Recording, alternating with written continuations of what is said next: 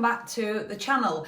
So as a little bit of a follow-up from my last video, well, the one before last actually, you remember I did like a resume of a survey that was done by Pitfalls. Now that survey was looking at some of the lifestyle habits that people had developed, be it negative or positive, over lockdown.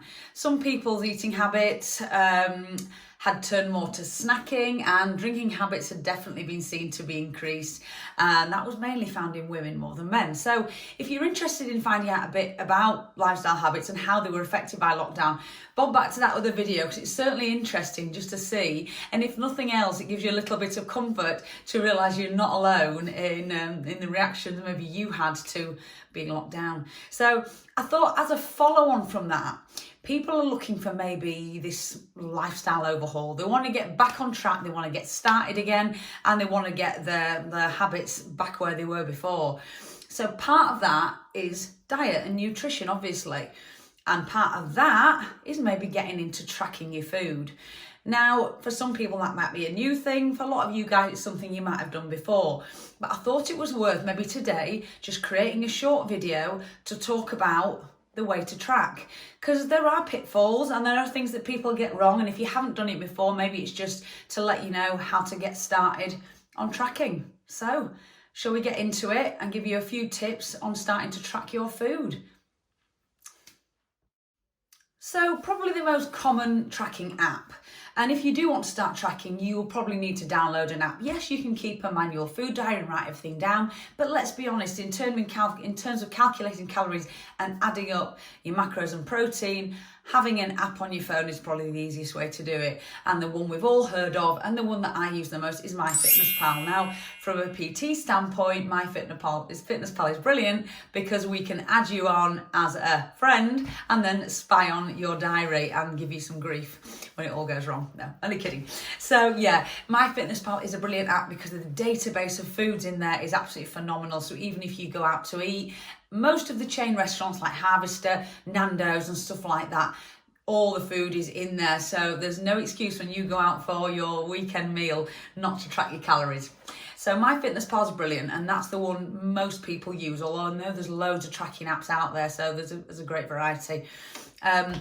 But the first thing you want to do when you download MyFitnessPal is set up your goals as such. And what that involves is entering your start weight, entering your goal weight, and then we have a little bit of a pitfall, because then what happens is people are asked how many pounds they want to lose a week. And naturally, everyone's going to choose the maximum. So MyFitnessPal will allow you to enter, I want to lose 2 pounds a week, which you might not, if you've got a fair bit to lose, you might not think that sounds like a lot. But to consistently lose 2 pounds every week is harder than it sounds. Because eventually, at the start of a diet, if you've got quite a bit to lose, you might lose a phenomenal amount in the first week. But that doesn't carry on. Obviously, you're going to have plateaus. You can have weeks when you're up, weeks when you're down, especially for women where hormones are involved. Unfortunately, that's how it works. And you're going to have to get used to the fact there's going to be ups and downs along your journey. So to ask your MyFitnessPal, you want to lose £2 a week, all it's going to do is instantly smack you with 1,200 calories a week. And that, for most of you, is going to be very, very tough to stick to. Okay, 1,200 calories for some of you might sound like a lot, but if you actually are honestly tracking all your calories, that is not a lot of food for most of you guys out there, unless you're one of those people who's very small, very light, and then that might be your calorie. As for most of us, I mean, just from personal experience, I would say my maintenance calories, because of my activity level, is probably around 2,000 a day. So everyone's different and everyone's activity level is different. So it's not one size fits all. So once you set up your calories on MyFitnessPal, and I would recommend putting your calories manually and not allowing MyFitnessPal to do it for you, remember, it might just take a few weeks for your body to settle into this new level of calories. You could have been under eating, you could have been massively overeating, and until you start tracking, you don't actually know what you've been doing, let's be honest, because just by tracking your food is an absolutely fantastic education in food. It really is. Yes, it can be a bit of a ball ache and it's hard work at first because you've got a lot of work to do entering foods, but once it becomes second nature, it'll just become part of life. And really, you might only need to track food for a month, 2 months. And once you've got a grasp on what sort of level of calories are in foods, you might not have to do it forever. Some people do. I know some people get used to tracking for all their life, but to be honest, I'd like it that you become used to what you're eating and it becomes intuitive. That's the perfect world, to eat intuitively and be able to eat the right amount for your weight and to maintain once you get to your goal. That would be perfect world. Life isn't always perfect, I know that. Okay, so first thing to remember, I would not let FitnessPal set your calories for you. I would work it out for yourself, and I'm going to tell you how to do that. But remember, it is just a guide. So I would take your weight in pounds, and if you're looking to lose weight, I would times that weight in pounds by 11 to 13. So sensible head says, let's start on the high side. So maybe times by 13. Work with that. If it's way too much, or if after a couple of weeks you're not losing weight, maybe take it down. But remember, if you start at timesing by 11 on the lower side, you know where to go really. I would always advise starting on the high side. You can always drop them down. And you might look at the calories it's worked out for you and think, crikey, that's high. That's a lot more than I'll be eating. But is it? Because you've never actually honestly tracked everything before. Remember, alcohol, there's a lot of calories in that. All those little bits that you've been eating and the binges on a weekend maybe could amount to an absolute boatload more than that figure you've just come out with. So trust the process, times your weight in pounds by 13, enter it in FitnessPal as that's your calorie target. In terms of macros, don't get too hung up. The only one I would ask you to maybe focus on is the protein. And what I'd say for the protein, to keep it simple, is times your weight in pounds again by 1 gram. So you're going to look at getting 1 gram of protein for every pound of your body weight. Okay, so if you're, say, 10 stone, you're 140 pounds, you're going to try and hit 140 grams of protein a day. And that is harder than it seems. It might be at the moment you're only eating 50 grams of protein a day at a push. So to aim to get to 140 to you seems like, well, it seems impossible. So don't beat yourself up. Take it in little steps, build up to it, add a few grams on every day. Just don't aim to get to perfection straight away. Just aim to build up, because for a lot of us, we're eating miles off our goal target for protein. We really are. Okay, so you've set your calories, 13 times your body weight in pounds, and you've set your protein. The fats and the carbs, I want you to just put where you like. If you enjoy carbs, set them to the higher and set fats lower. Obviously, fats have got more calories per gram, so you don't get as much fat for your money as such. So, but yeah, don't get too hung up on carbs and fats. Just set them where you enjoy it, or let's see how it falls. Let's see how they land. Don't even focus on them. Let's focus on the protein. But let's focus on the calories. That's up there. In terms of micronutrients, your fibre, yes, it's important. Hydration and adding your water, yes, they're important. But if your goal is to lose weight, it's really the calories that count, let's be honest. All those other little things will come into play. Supplements, hydration, micronutrients, your vitamins and minerals and all that. They are secondary. So let's not get too hung up on all those little details until we've got the basics right. Okay, so that's the basics. You've got your calories in, you've got your protein in. And then I want you to just work with that level for a couple of weeks. Maybe weigh yourself again after a couple of weeks and see how you're going. Maybe take it for a month, because obviously, especially got to remember, as women, we've got fluctuations in our hormones. That affects your weight, it affects your hydration, it affects whether you're holding water and stuff like that. So maybe take it for a month, see how your weight is. And then if you're not losing, just adjust. Just adjust it down, maybe times it by 12 instead of 13, and just keep adjusting. And if you are tracking honestly think you will see results. That's a fact. Now, I'm obviously talking about people who want to lose weight. There are a few people out there who are looking to gain weight. There's you guys out there who are just looking to put on some pounds in good, decent muscle. So obviously you're going to have to be training as well. Remember, you don't just build muscle by adding extra protein into your diet. You are going to need to be training hard and regularly.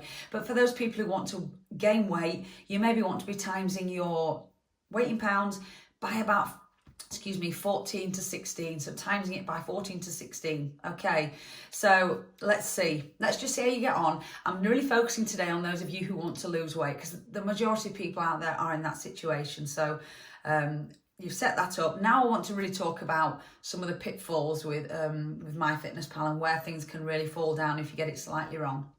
Right, so one of the pitfalls a lot of people fall into, we've already talked about letting MyFitnessPal decide on your calories. That's number one. Number two, unsync your FitnessPal to your Fitbit or your activity tracker.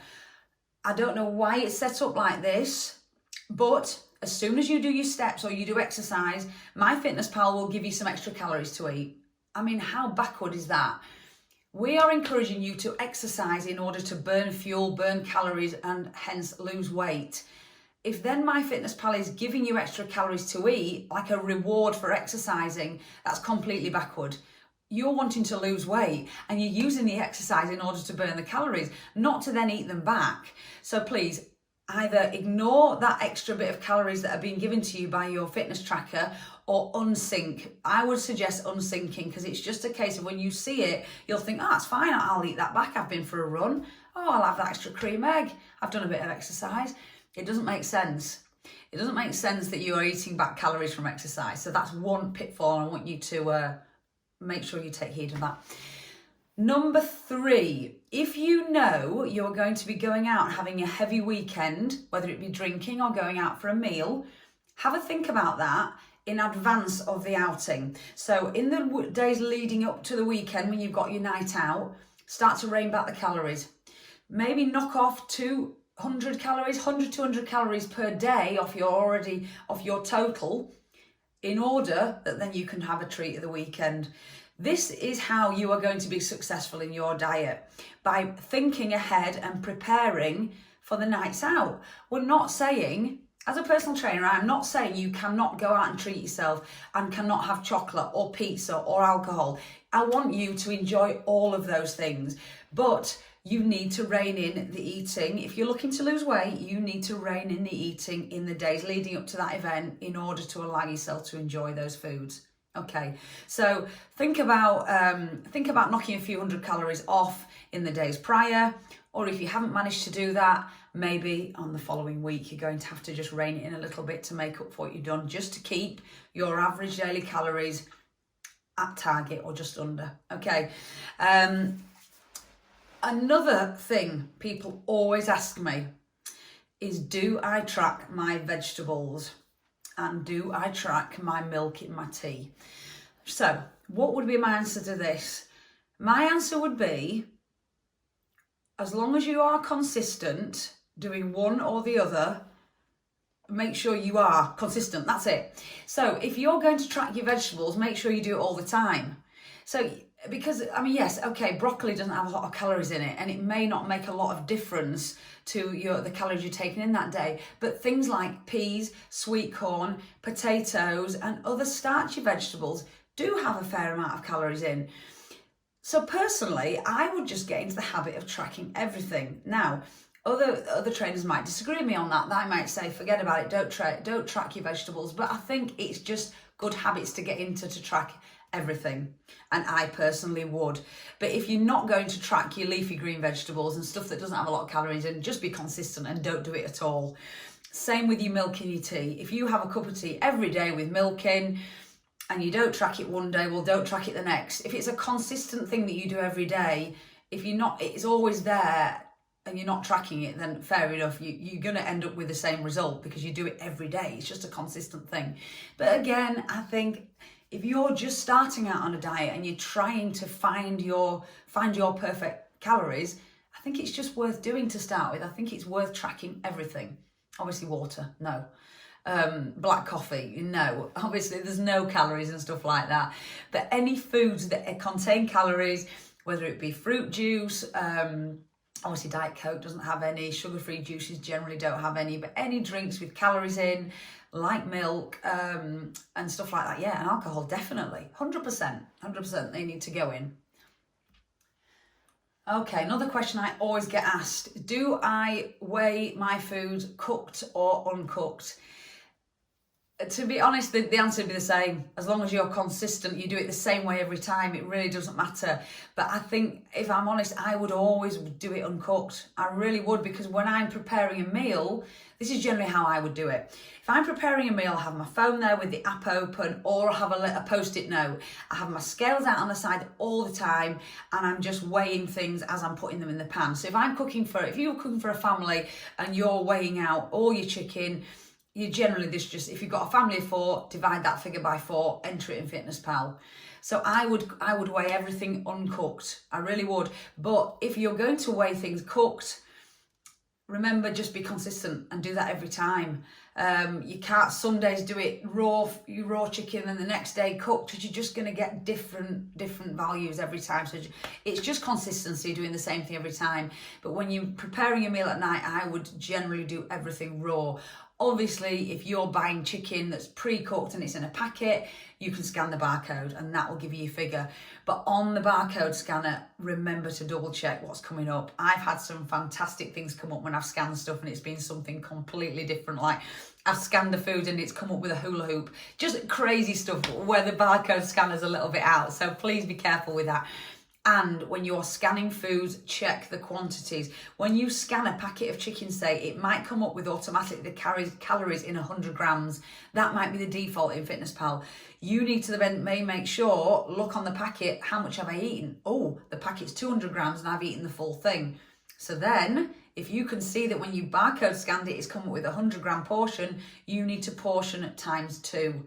So 2 times 100 grams is obviously 200 grams, and that's what you've eaten. So be very careful when you're just scanning barcodes that you're not just accepting what FitnessPal comes up with. You need to double check that the figure it's come up with is the portion you've eaten and is the quantity and the weight you've eaten. Okay, so the barcode scanner is an amazing thing, but be careful and double check the figures that come up. Okay.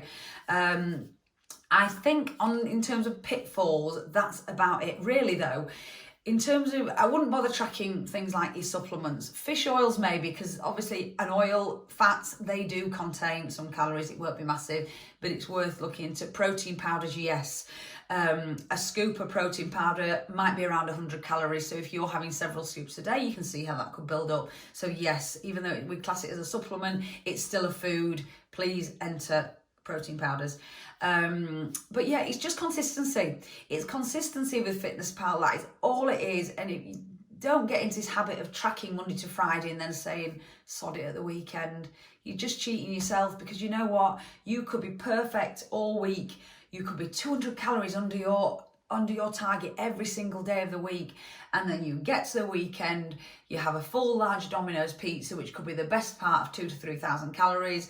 You've obliterated everything you did during the week in terms of staying under your calories, and you don't enter it because in your head, I've been really good this week, I've been under every day, so I'm allowed. But no, you're still over. You're still over in total because you've not tracked. So please, if you're going to track and you're going to do this properly, track the weekend. I know it's hard when you go out for meals, you've got to have a very good guesstimate, but do it. And when you guesstimate, try and guesstimate over, because then at least you know you're going to be within the ballpark. That's the key to it all. But yeah, guys, any other questions on FitnessPal or tracking meals, please just put a comment in below or get in touch with me via my other social media channels. Pretty much everything is Sustain health and lifestyle coaching. Get in touch, ask anything you want to ask. I'm sure I've probably missed something on here, but I just wanted to, because a lot of you guys are trying to now get on track again following lockdown, I just wanted to do a little bit of a video going through some of the things with FitnessPal in order and getting it set up and some of the pitfalls that you can encounter. But give it a go, and any questions, please get in touch. And I'll leave it there for today. Guys. Thank you very much for watching again. I'll hopefully be back in my next video with another workout video. I've got a few things lined up with that. I want to do more of a bodyweight training, low impact type video for some of you guys out there who don't want to jump about. Because who does? Let's be honest. Who wants to jump about in the living room? Anyway, guys, I'll let you know when that's up. Remember to like and subscribe. It's lovely to see a few new subscribers coming on board, and thanks again, and I'll see you in the next one. Thanks, guys.